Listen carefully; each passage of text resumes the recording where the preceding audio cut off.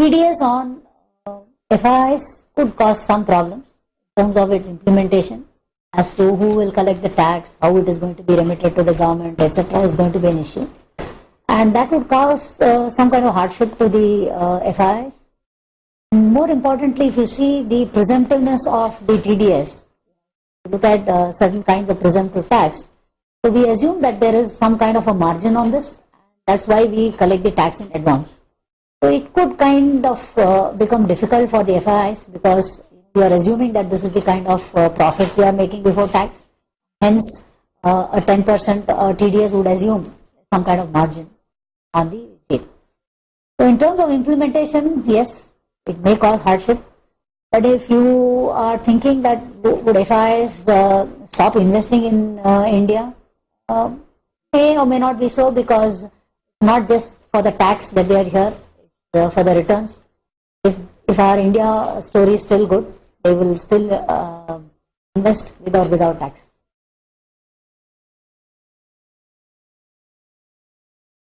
The new tax code has now streamlined the tax rates for both the foreign companies as well as the Indian companies. Indian companies, as you know, is about 25% now, and the foreign companies' tax rate has come down from 40 to 25%. In some sense, yes, it would be an incentive for the companies to come to India and do business here. But more importantly, we should also look at provisions of the double taxation agreement. Okay, because double taxation agreement prevails in some sense, whichever is favorable to the taxpayer. So only going by this, we cannot conclude whether more business would come into India and so on. We must also look at the agreements with the foreign country.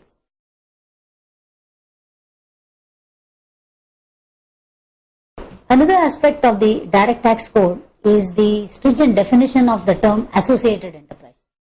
And this has got a direct bearing on the transfer pricing mechanisms that foreign companies follow with their Indian subsidiaries or companies that are here, they have tie-ups with companies and so on. So the definition has become a little more stringent. But in all these cases, I would say that streamlining of definitions has happened. But India must also look at, when you're finalizing the code, you must also look at the recent reforms that China has made in terms of its income tax codes and so on. So that, the decision to come to India is again tax neutral for a foreign company as compared to, moving to any other country.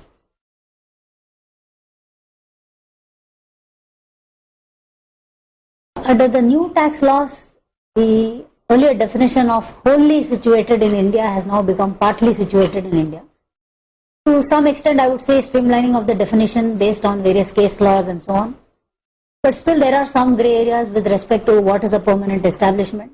So I think we should take this opportunity to streamline completely as to what can be taxed, what cannot be taxed for a foreign company or a company that sets shop in.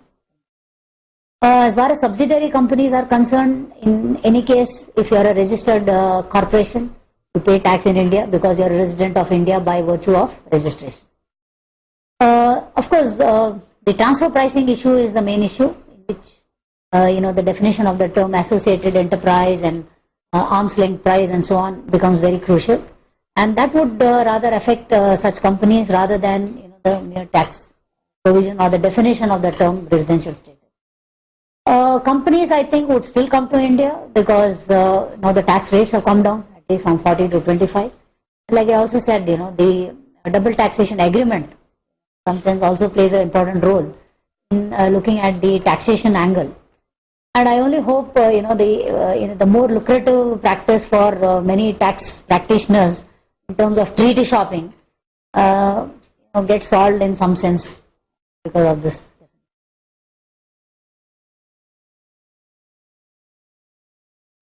You have, let's say, a company which is broadcasting from a foreign country, through a satellite, which is again not in India or not above the Indian territory. It is beaming programs for the Indian audience, advertising Indian products, but yet not paying any tax because of taking benefits of the double taxation agreement or the loopholes that are there in the tax laws and so on. All such issues, I hope, are addressed to the direct tax code. where we are now looking at taxing media companies, the payments that they receive from the Indian companies. So to some extent, all these loopholes are hope to be plugged.